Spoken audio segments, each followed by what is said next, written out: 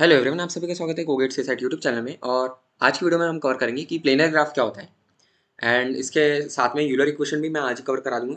बहुत छोटा सा है, ज़्यादा टाइम नहीं लगेगा और क्वेश्चन मतलब आपके बहुत जल्दी बन जाते हैं। आपको जो ट्रिक बताऊंगा उससे प्लेनर वाले के जो क्वेश्चन है।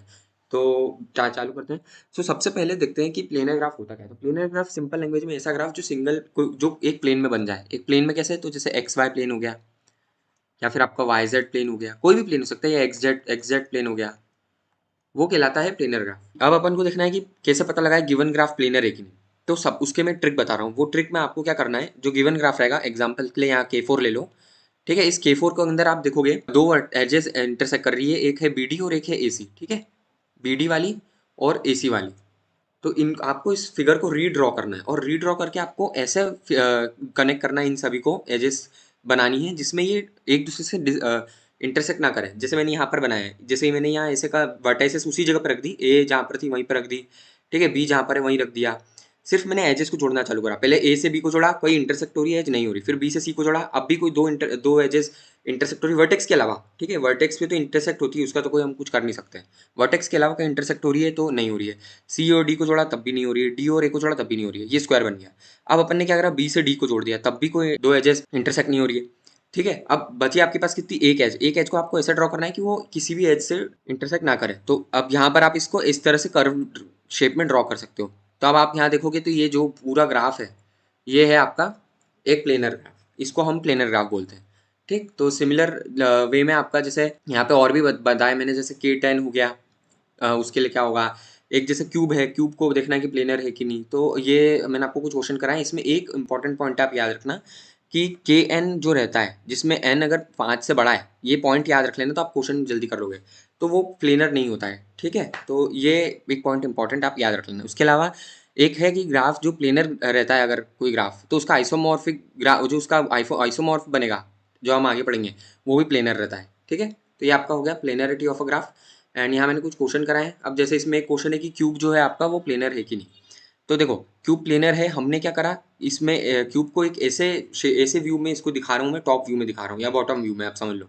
इसमें क्या हो रहा है कि इस तरह से दिख रहा है हमें कि यह जो दूर जो एजेस हैं ये सारी इस तरह से आ रही हैं, और जो छोटी वाली जो दूसरी एजेस है वो इसके अंदर एक स्क्वायर बन रहा है, और बाहर जो है बची हुई एजेस से स्क्वायर बन रहा है। तो ये आपको दिख रहा हो कहीं से इंटरसेक्ट नहीं कर रही है।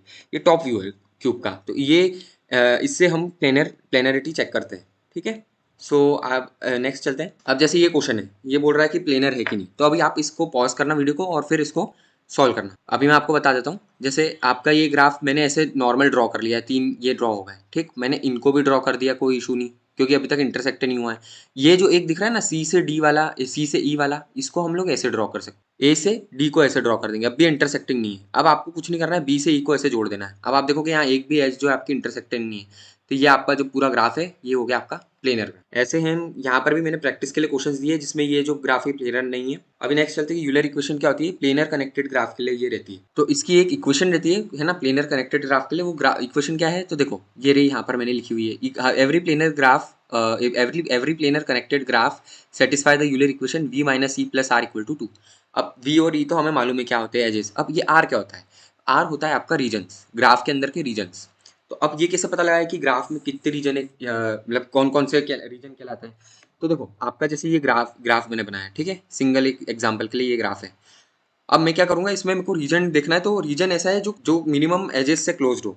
ठीक है, और यहाँ मिनिमम एजेस कितनी है, 3 है, 3 से क्लोज्ड है मिनिमम। तो ये एक रीजन हो गया। सिमिलरली यहाँ पर 2 रीजन हो गए, और ये एक अनबाउंडेड रीजन है बाहर का। ठीक है, इसको थर्ड रीजन बोलते हैं। तो इसके टोटल रीजन कितने हो गए, 3। ये होता है रीजन। अब अगर आप इसको पुट करोगे ना, अब आप देखो यहाँ पर आप जो आपको वर्टेक्स मालूम है, आपको एजेस मालूम है, आपको रीजन भी मालूम है, नंबर ऑफ रीजन कितने हैं। अगर आप उसको इस इक्वेशन में पुट करोगे ना, तो आपको आंसर मिलेगा 2 के बराबर। और अगर 2 के बराबर आता है तो आप कहते हो कि ये ग्राफ प्लेनर है। और आपको खुद अगर आपको कंफ्यूजन है कि यार ये प्लेनर अपन ने कैसे बोल दिया, तो आप खुद ही देख लो, ये 4 मैंने एजेस ऐसी बना ली और एक एज मैंने ऐसी बना ली। ये तो प्लेनर है ही पहले से ही, इसको तो चेंज करने की जरूरत ही नहीं। तो ये यूलर इक्वेशन यूज होती है, बट इसका बहुत कम यूज आएगा, और हर जगह ये जरूरी नहीं कि सही सही अप्लाई हो पाए। इसलिए सबसे अच्छा तरीका जो मैंने आपको बताया था कि उसको ऐसे ड्रॉ करके आप बता सकते हो। ठीक है, ये आपका यूलर इक्वेशन होता है। अब यूलर इक्वेशन के अंदर मैंने और भी बहुत सारे क्वेश्चन कराए, जैसे ये है। तो क्वेश्चन देख लेते हैं। क्वेश्चन में, in a connected planar graph of vertex 10 and edges 30, how many bounded regions are present. ये क्वेश्चन आपको ध्यान देना है, हाँ, इसमें आप एकदम हड़बड़ाहट से आंसर गलत दे दोगे। तो सबसे पहले तो मैंने वो फॉर्मूला लगाया v minus e plus r equal to. अब v तो मेरे कितने हैं 10, e कितने हैं 30, r कितना दिया उसने, निकालना है हमें। तो अब वो किसके बराबर आ गया 2 के बराबर। अब आपने इसको जब सॉल्व करा तो आपकी r की वैल्यू क्या है यहाँ पे 22। तो इसका मतलब क्या है 22 बाउंडेड रीजन होंगे, नहीं।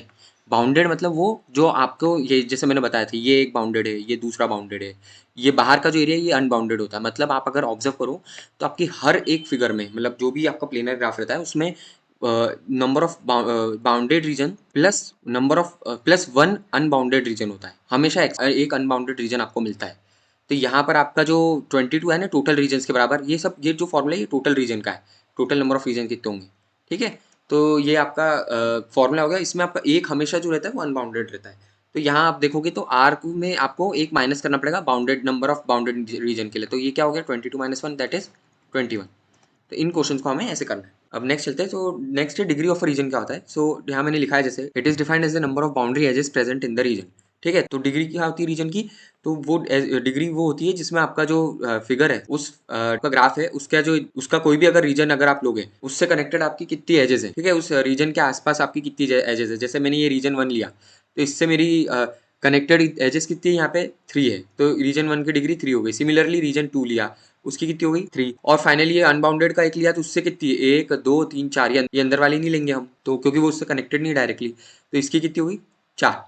तो ये होता है डिग्री ऑफ अ रीजन। सो ये मैंने आपको बता दिया। और एक इंपॉर्टेंट पॉइंट है कि जो डिग्री एज रहती है वो मैक्सिमम आपका 2 से डिग्री में कंट्रीब्यूट करती है, ठीक है। एक रीजन में मैक्सिमम 2 से कंट्रीब्यूट करती है। नेक्स्ट है कि आपका जो डिग्री सम होता है वो नंबर 2 इंटू, ये एक पॉइंट याद रखने का है कि जो आपका डिग्री सम होता है वो 2 into number of boundary edges होता है, ठीक है। जिसको हम लोग डिग्री सम जैसे 2 इंटू नंबर ऑफ एजेस बोलते हैं ना, तो यहाँ पर वो एक्यूरेटली बोले तो होता है 2 इंटू बाउंड्री एजेस, तो वो कहलाता है आपका डिग्री सम एक्यूरेट वर्ड्स में।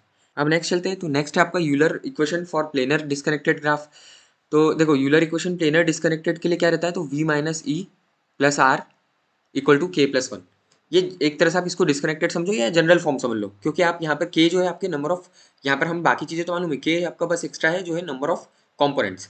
तो यहाँ पर नंबर ऑफ कंपोनेंट्स आपके अगर कंप्लीट ग्राफ है तो कंपोनेंट नंबर ऑफ कंपोनेंट्स 1 होते हैं। तो अगर मैं यहाँ इस इक्वेशन में के को 1 पुट कर दूँ तो ये आपका फाइनल आंसर आएगा जो हमने पहले पढ़ा, v minus e plus r equal to 2। तो ये एक तरह से आप डिस्कनेक्टेड ग्राफ के लिए या जनरल फॉर्म समझ लो इसको, ठीक है। तो ये एक फॉर्मूला होता है। इसमें जैसे मैंने कुछ आपको ये एग्जांपल दिए हुए हैं यहाँ पे, इसको आप देख सकते हो। और कुछ इंपॉर्टेंट पॉइंट्स है तो उसको आप ध्यान रखना। जैसे यहाँ लिखा है for boundary regions we must have at least 3 edges. तो अगर बाउंड्री रीजन चाहिए आपको, जैसे ये रीजन आपका जो ये बाउंड्री रीजन कहलाता है, तो इसके लिए आपके लिए मिनिमम 3 एजेस होना जरूरी है। 2 में बाउंड्री रीजन कैसे होगा समझ रहे हो, ये तो एक सिंगल रीजन हो जाएगा। इसलिए मिनिमम 3 एजेस एक क्लोज्ड फिगर होना जरूरी, 3 एजेस में भी क्लोज्ड होना चाहिए, वो होगा आपका बाउंड्री रीजन। और जनरली यूलर थ्योरी में जो आपके जो यूलर की इक्वेशन रहती है वो 3 वर्टिसेस या उससे बड़ी के लिए ट्रू रहती है। अगर आप 2 के लिए आप इसको नहीं कर सकते, ठीक है। तो ये आप याद कर लेना। सिमिलरली आपके लिए 4 के लिए भी ट्रू रहती है जिसकी इक्वेशन मैं आपको बता दूंगा। तो ये 2 आप कर सकते हो। बाकी से 5 के लिए मैं आपको डिराइव करना, एक्चुअली डिराइव करना बता दूंगा। तो आपको 5 के लिए भी निकाल सकते हो, 6 के लिए भी निकाल सकते हो, किसी के लिए भी निकाल सकते हो, बट वो 3 से बड़ा होना चाहिए जो भी है, 3 या 3 से बड़ा होना चाहिए, ठीक। बाकी आप 3 के लिए जो इक्वेशन है और जो 4 की इक्वेशन है जो मैं आपको आगे बताऊंगा उसको तो आप याद ही कर लेना, वो तो डायरेक्ट आप यूज कर लो करोगे उसको हर जगह, ठीक है। जैसे मैंने यहाँ पर लिखा हुआ degree sum is greater than equal to 3r। तो यहाँ पर जब मैं इसको डिराइव करूंगा तो आप यहाँ देखो, जब मैंने इसको यहाँ पर जैसे रीजन नंबर ऑफ रीजन मैंने फॉर्म निकाल ली ई और वी की टर्म्स में, और ये मैंने ऊपर बताया था आपको degree sum is greater than equal to 3r। उसको जब मैं यहाँ पुट करूंगा तो मुझे फाइनल आप मिलेगा e less than equal to 3 into v minus 2। ये आपका फॉर्मूला, इसको आप याद कर लेना। प्लेनर कनेक्टेड ग्राफ ये वाली इक्वेशन सेटिस्फाई करता है। सिमिलरली आप 4 एजेस के लिए निकालना है तो यहाँ पर क्या हो जाएगा 2e less than equal to 4r। तो फिर वही आप इसमें भी पुट कर देना और निकालोगे तो आपका ये आ जाएगा। जनरली 3 और 4 के लिए आपको पूछते हैं, आता है कभी, तो इसलिए इनको आप याद ही कर रहे हैं ना। बाकी को आप डिराइव कर सकते हो जहाँ पर जब वो बताएंगे क्वेश्चन में उसके उनके हिसाब से, ठीक है। सो ये मैंने आपको एक इसी टाइप का 4 के लिए डिराइव करके बता दिया। अब एक क्वेश्चन देख लेते हैं कि ग्राफ कनेक्टेड प्लेनर ग्राफ है जिसमें v10 है और every region is bounded by exactly 3 edges. Then अब इसमें जैसे यहाँ 3 एजेस बोला तो यहाँ आपका कौन सा फॉर्मूला लगा 3r इक्वल टू 2e वाला। 3r is less than equal to 2 ही रहता है। अब उसने बोल दिया कि एग्जैक्टली 3 एजेस से है तो यहाँ पर ये ग्रेटर देन लेस देन वाला साइन हटके इक्वल टू हो जाएगा। तो 3r is equal to 2e, ठीक है। अब आप इसको इक्वेशन में पुट कर दो और यहाँ से आप अपना एजेस निकाल लो। एक लास्ट क्वेश्चन देख लेते हैं जिसमें एक्जैक्टली 4 एजेस के लिए बोला है, तो वही यहाँ पर भी वही फॉर्मूला लगेगा, 4r less than equal to 2e। तो इसमें आप जब इसको वही रिप्लेस वगैरह सब करोगे तो फाइनल आपका आएगा एजेस 36। ठीक है, तो ये मैंने आपको बता दिया यूलर और प्लेनरिटी क्या होती है, ग्राफ की कैसे निकालती है, यूलर इक्वेशन क्या होती है। इस वीडियो में यहीं तक कराऊंगा मैं। नेक्स्ट जो आपकी वीडियो रहेगी उसमें मैं कलरिंग कैसे करते हैं हम ग्राफ की वो बताऊंगा मैं, और उसके कुछ इंपॉर्टेंट पॉइंट्स है कलरिंग के, जो कुछ डायरेक्ट डिराइव्ड रिजल्ट है जिनको आप अगर याद कर लोगे तो आप कोई भी क्वेश्चन बहुत आराम से कर सकते हो। ठीक है, तो वो मैं नेक्स्ट वीडियो में कराऊंगा। आज के लिए इतना ही। अगर आपको वीडियो अच्छा लगे तो प्लीज़ इस वीडियो को लाइक एंड शेयर करें और मुझे बताएं मैं कैसे इंप्रूव कर सकता हूँ। और अगर आप एक गेट एस्पिरेंट तो प्लीज़ चैनल को जरूर सब्सक्राइब करें।